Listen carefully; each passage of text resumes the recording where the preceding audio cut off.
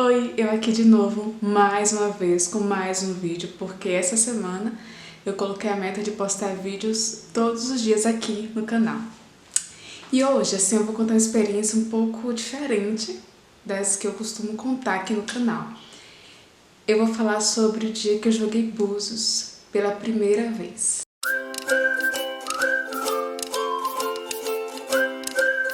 Diferente das que eu costumo contar aqui no canal. Eu vou falar sobre o dia que eu joguei búzios pela primeira vez.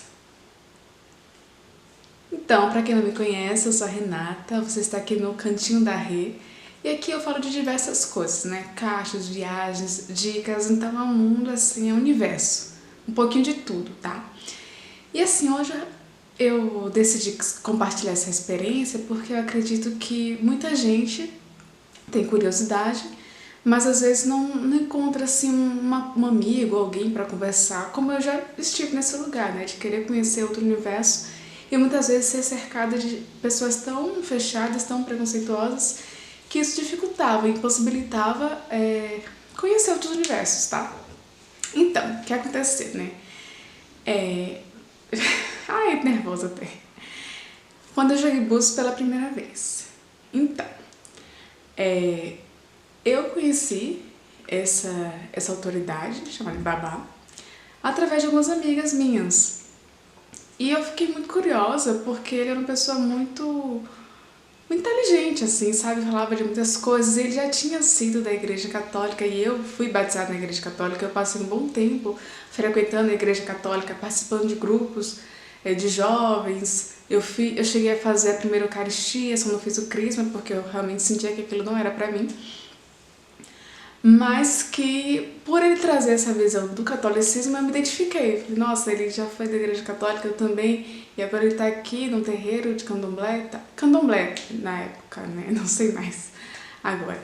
Então eu criei esse tipo de relação, sabe, eu me identifiquei. Tá, por que eu resolvi jogar búzios? Então, eu tava num período assim muito confusa, muito ansiosa, muito angustiada, e eu sentia que eu não tinha respostas para as coisas, para as minhas inquietações, digamos assim.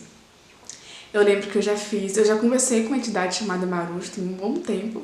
Foi minha primeira entidade que eu conversei, foi lá em Itaparica, que é marinheiro. Na verdade, Marujo / marinheiro, que é um marinheiro que veio há muito tempo. E ele dava conselho para as pessoas lá em Itaparica. Assim, meu primeiro contato, meu primeiro choque. Depois eu fiz alguns jogos de cartas e tal, mas pra mim era sempre algo muito superficial, eu queria algo mais profundo, sabe?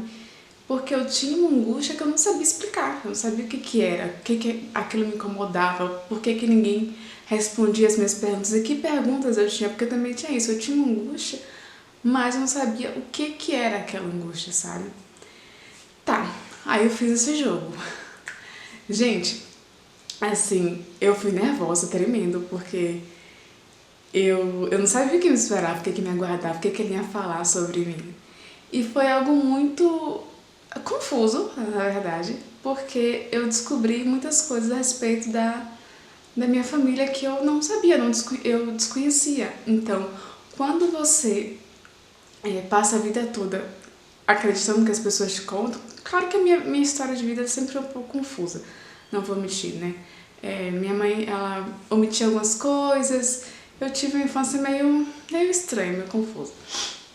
Não foi de pobreza, de violência ou algo do tipo, mas eram muitas coisas que não eram reveladas, sabe? Então eu montava, de acordo com o que as pessoas me falavam, eu montava a minha trajetória.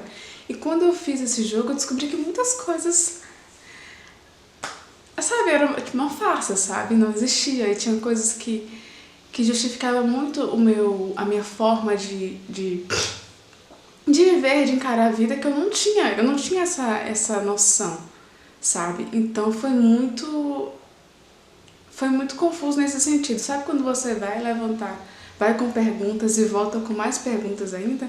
Porque também tem isso, né? A gente às vezes acha que vai encontrar respostas para tudo, que vai ter um mapa certo da felicidade, e às vezes não tem, às vezes a entidade joga a pergunta para você.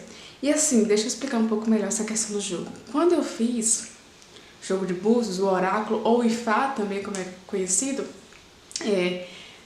a queda dos búzios, ele é interpretado por Exu, né? Porque a autoridade, o babá, ele é de Exu. Então quem interpreta o jogo pra ele é Exu. E Exu, ele é muito... ele é uma figura muito interessante, porque tanto o orixá como o babá, que são bem semelhantes, eles têm essa coisa de, será mesmo que isso é verdade? E tal coisa, sabe? Aquela coisa meio que enigmática, brincalhona, meio séria, sabe? Então, isso tornou o jogo cada vez mais interessante. E o mais interessante ainda de se jogar com o Exu, assim, com um representante de Exu, pelo menos pra mim, é que ele é muito direto nas coisas. Pensa numa pessoa assim, vamos separar aqui.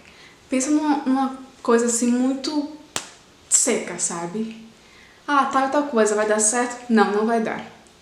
E era isso que eu queria e que precisava ouvir na minha vida. E eu também achei muito curioso porque tinha coisas que... Sabe quando você tem umas verdades bem ocultas, assim, que você esconde, que você não evita falar pra você mesmo, sabe? Então, ele pega aquilo, sabe, que você guarda no seu íntimo, que você não quer falar e, ó, tá, joga na sua cara. Então você fica meio que, ai meu Deus, o que tá acontecendo aqui? E eu também descobri muitas coisas a respeito dos meus ancestrais, das minhas origens. Claro que o jogo de búzios é um passo inicial, sabe? Você ainda tem que aprender muito, tem que evoluir muito. E foi uma experiência tão interessante pra mim nessa questão de autoconhecimento, porque eu tinha essa estranheza da minha história, sabe? Então isso serviu pra abrir muito a minha mente, sabe? Claro que depois desse jogo eu fiz mais outro com a mesma pessoa, porque também tem isso, eu não gosto de fazer esse tipo de coisa com gente que eu não conheço. Geralmente eu faço jogo de cartas com pessoas, quer dizer, fazia, né? Não faço mais. Fazia com pessoas que eu conhecia ou que era indicada por amigos meus. Eu não gosto de ir em qualquer lugar, porque tem muita gente mau caráter e mentirosa. Então a gente tem que ficar alerta. Assim como tem nas igrejas católicas, evangélicas, tem em todo lugar. Então tem muito disso. Assim, em relação a valores, depende muito da casa. Tem casa que cobra 150, tem casa que cobra 200, 250, 300. Então depende muito do lugar que você vai e depende também da relação que você tem com a autoridade da casa, né?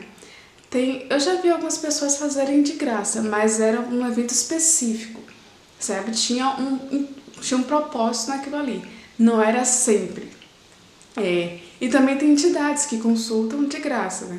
Eu já fui em essa que eu fui inclusive lá em Itaparica, era gratuita. Claro que às vezes ela pedia pra... traz uma cerveja que ele gosta, uma vela. Coisas assim que não eram tão caras, sabe? Ou traz uma cachaça e tal. Você gastava 20, 30 reais, você não gastava tanto. Não era, ai meu Deus, tô pagando. E ela não pedia dinheiro, ela pedia sempre coisas... Às vezes, também não era sempre. Coisas que pudessem agradar a entidade. Tá, voltando a falar do jogo de búzios. Assim, eu não sei, eu não acho que também a gente tem que se prender muito ao jogo, porque o jogo são orientações, não são necessariamente você tem que fazer tal coisa, não. O Exu, no meu caso, o Exu recomenda que você faça tal e tal coisa. Mas eu não quero fazer. Ok. Agora também não volte depois e diga, porque isso deu errado. Tá, mas o cara pediu pra você fazer tal coisa. Você não quis, você segue sua vida e arca com as consequências disso. E também nem tudo é 100%... Como é que eu posso dizer? Tem coisas que ele vai falar que vai ser de acordo com o seu comportamento na época, né? No período que você for consultar. Se você mudar seu comportamento, mudar sua postura, vai surgir outras possibilidades. Então não é algo que eu fiz... Tá, eu fiz o jogo em 2020, sei lá, vai durar até 2030. Não, porque você vai mudar, suas atitudes vão mudar, sua cabeça vai mudar, muita coisa vai mudar e você pode ter novas possibilidades, novos caminhos, coisas que aconteceriam, talvez não aconteçam mais, ou coisas que não aconteceriam, pode ser que vá acontecer, então são essas possibilidades. Mas o que mais me conforta é saber que eu não me senti só, sabe? Quando você joga, você conhece seus ancestrais, você sabe quem te protege, quem tá com você, tanto no amor como na dor, você se sente mais protegida, você ganha um propósito maior, digamos assim, pra quem acredita em religião. Você ganha um propósito maior na sua vida, então eu super recomendo quem quiser fazer. Mas é aquela coisa, vá com quem seja do seu ciclo, que tenha confiança. Não saia batendo em qualquer porta, porque isso pode trazer coisas ruins também na sua vida, porque você não sabe. Se você não conhece a pessoa é capaz de tudo, né? Pode mentir pra você, dizer que você tem que fazer algo sem ter a necessidade de fazer, então tem que ter esse cuidado sempre, em qualquer lugar, em qualquer religião, sabe?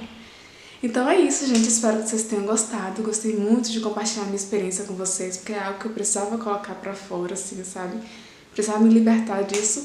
E é isso. Um beijo e até a próxima.